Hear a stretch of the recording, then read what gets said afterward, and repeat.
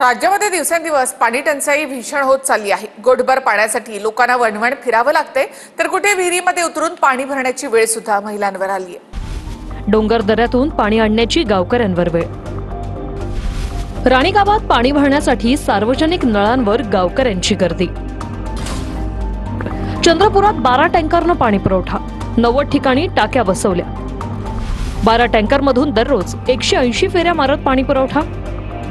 पाण्यासाठी लोकांना भटकंती करण्याची वेळ। पाण्यानं तळ गाठल्यानं महिलांना दोरीनं विहिरीत उतरावं लागतं। घोटभर पाण्यासाठी जीवाची पर्वा न करता महिलांचं धाडसी साहस।